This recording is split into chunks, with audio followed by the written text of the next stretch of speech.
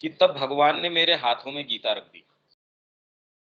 अगर हम इस चीज को अपनाते हैं, सामान्य जीवन के अंदर भी कर्तव्य अकर्तव्य का बोध हमको इतनी क्लैशिंग चीजों के अंदर रखता है। उसका परिवार का धर्म एक अलग है, और कोई फौजी है उसके लिए देश की पुकार आ जाती है, वो पहले है। वैसे ही अगर उसकी आत्मा की पुकार आ जाती है, अब उसको क्या करना चाहिए?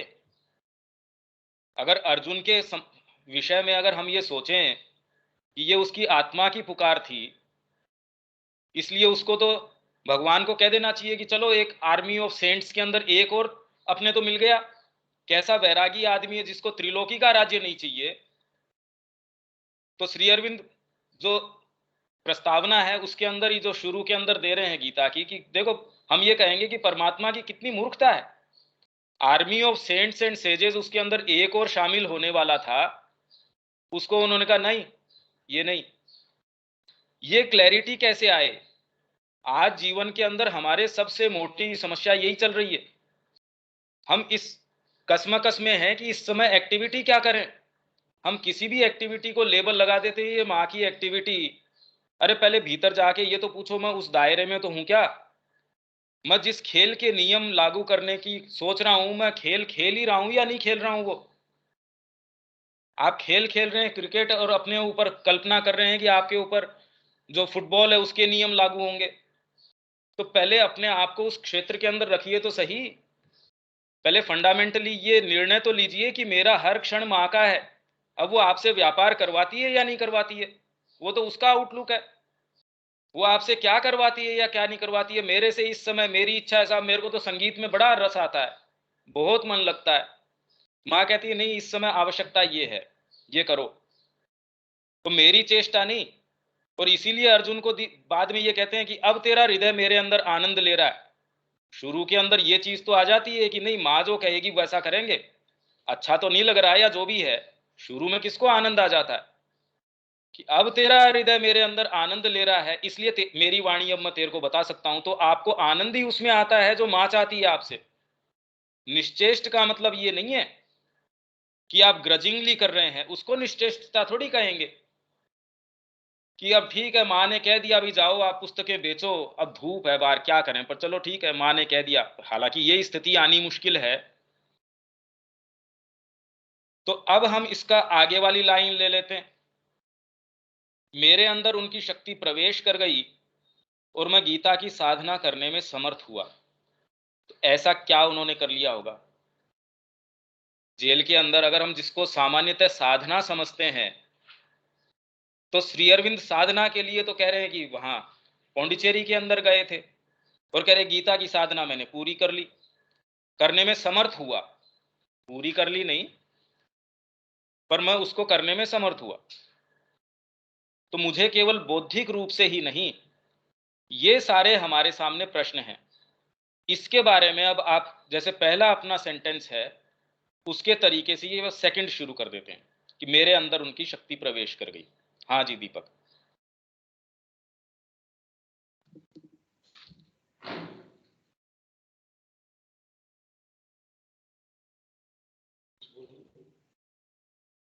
दूसरा सेंटेंस में कि प्रवेश कर गई।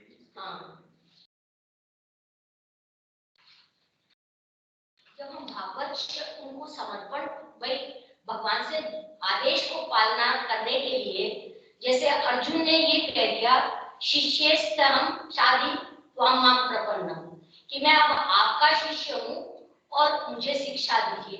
वैसे ही जब हम मान लें कि गुरु का आदेश है, माँ का आदेश है, तो हम उसकी पालन कर, तब वो शक्ति जो पहले से ही थी लेकिन ग्रहण करना शुरू कर देते हैं। हम प्रणाम करते समय माँ को जब प्रणाम करते हैं, हम कहते हैं मैं आपका हूँ। हाँ, तो उस पर समय हमारे जीवन फंडामेंटल अभी हम उस चौकटे से बाहर निकलने का साहस ही नहीं कर पा रहे। हाँ, ये बात ठीक बौद्धिक है। रूप से कहना और वास्तव में मूव होना, इन दोनों में तो अंतर है। हाँ, ये बात तो है। हम एक सतही स्तर के ऊपर इसको नहीं समझना चाह रहे, क्योंकि ये हमने आज तक पढ़ा है इसको बार बार। हम में से कौन ऐसा है जिसने इसको नहीं पढ़ा? तो राष्ट्रीय स्तर के ऊपर उत्तरपाड़ा का भाषण है, बहुत लोग जानते हैं। ये हम ये सोचना चाह रहे हैं, समझना चाह रहे हैं कि बौद्धिक रूप से नहीं, ये मूवमेंट क्यों नहीं आ रहा। हम एक स्तर के ऊपर मूव्ड हैं निश्चित रूप से, पर वो इतना मूव्ड नहीं है कि मेरे जीवन के वर्तमान ढांचे को मूव कर सके, मेरी एस्टेब्लिश्ड नोशंस हैं उनको मूव कर सके। ये कहने में तो हमको किसको क्या दिक्कत है, हमारी सबकी जमी जमाई आदतें हैं, हमारा जीवन वैसा का वैसा है। आप अपने मुंह का स्वाद देख लीजिए, उसमें कितना आता है, वास्तव में मां को हम कितना दे पाए, हर चीज वापस रेफरेंस खुद के ऊपर आ जाता है। तो मेरे अंदर उनकी शक्ति प्रवेश कर, ये इतनी आसान चीज नहीं है, ये गंभीर बात है और इसको हम और गंभीरता से लें। हाँ जी, बोलिए ना। भगवान से पूर्ण समर्पण करने की कोशिश भी करते हैं या करते तो हम देखते हैं कि वो अपने तरीके से सब चीजें मतलब व्यवस्थित कर देते हैं। मैं जब सिंथेसिस ऑफ योगा पढ़ रहे थे हम लोग, योग समन्वय, तो इसको मैंने एक 8 लाइन में समअप किया, वो मैं बताती हूँ। जब हम ये महसूस करते हैं कि भागवत उपस्थिति हमारे अंदर है, तो मैं इसको बोलकर नहीं, गाकर सुनाती हूँ। जपते जपते करे प्रभु का ध्यान, अंतर में बसे प्रभु ज्योति के समान। ओम जपते जपते धारणाएं मन की सारी, पसंद प्राण की इच्छा सारी, देह की अहम की चाकरी, मुड़कर अंतर में सदा ज्योति में होम दे, असत जल कर खाक हो जो हो उसे सत जान। ओम जपते जपते पुष्प ज्यों खिले रहे, सम सरल भाव से आत्मनिवेदन कर सके, श्रद्धा भाव से फल इच्छा और लाभ को प्रभु पर छोड़ दे, सतचित्त आनंद बढ़े सदा, प्रभु हाथ में कमान। जपते जपते करें प्रभु का ध्यान, अंतर में बसे प्रभु ज्योति के समान। तो मुझे ये लगता है कि ये जो अभ्यास है कि वो भाई एक दिन मैंने, आप ये बार बार मन प्राण शरीर को कि वो ईश्वर है और उसी वो अंदर से आपको आदेश मिल रहा है, बाहर से मिल रहा है, तो आप उसको पालन करके जो धारणाएं हैं, चाहे पसंदगी है चाहे इच्छा है, उस निवेदन कर दे या जिसको हवन करना है वो करें। तो आप जो ठीक होता है वो तो जो ईश्वर की इच्छा होती है, आप उस पर फिर उसमें आप वो नहीं लाते कि ऐसा होना चाहिए। दूसरा, वो सरल भाव से समता के साथ, इक्वानिटी के साथ में वो फेथ को और दृढ़, जो फेथ है उसको और दृढ़ करते हुए आत्मनिवेदन कर सके अंतरात्मा में, और जो भी उसकी कामना ना हो, ना तो फल की इच्छा और ना ही उसमें लाभ जो भी हमको। हाँ, पर इसमें देखिए एक समस्या है। हाँ, इसके अंदर ये है कि क्या गीता को पढ़ने के बाद में लोगों को एक बेसिक अंडरस्टैंडिंग कि हम फल की कामना के बिना हम तो कर रहे हैं।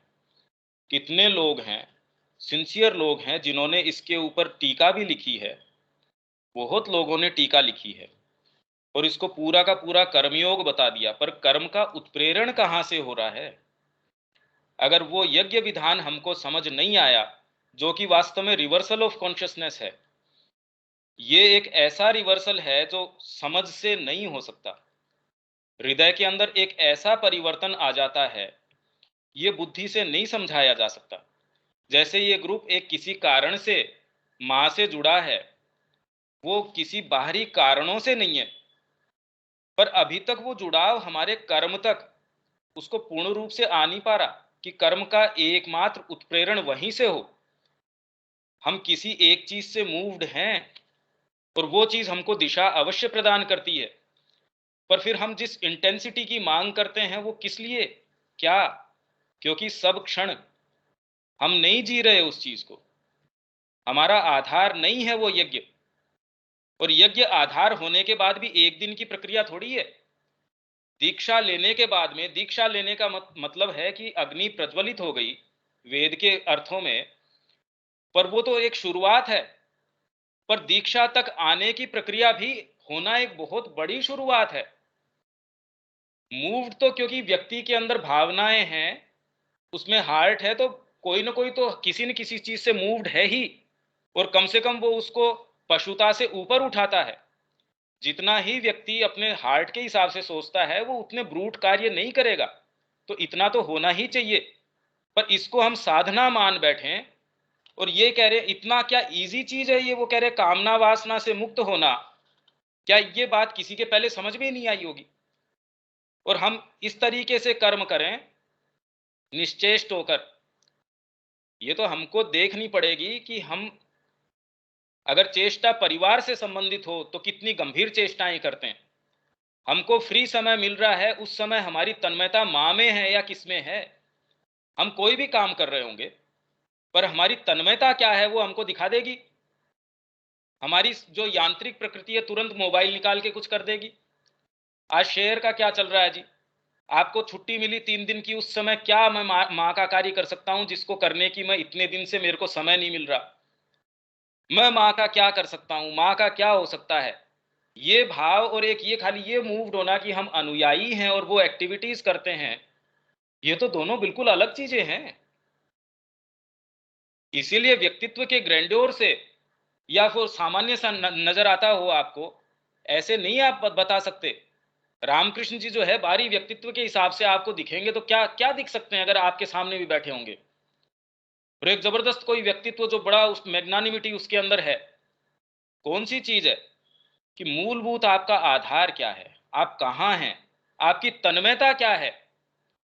अभी तन्मयता क्या है हमारी, वो तो हमको खुद को जांचनी है, या हमसे छिपी है आज भी हमारी तन्मयता किस चीज में है? और अगर है भी तो क्या हमारी यांत्रिक प्रकृति उसको शेयर कर पाती है? अरे परिवार के चौकटे से बाहर ही नहीं निकल पाता व्यक्ति, तो हम कौन से उसके धर्म की किसकी बात कर रहे हैं? मेरे सामने कैसे कैसे लोग खड़े हैं जिनका मेरे को वध करना है इसके अंदर।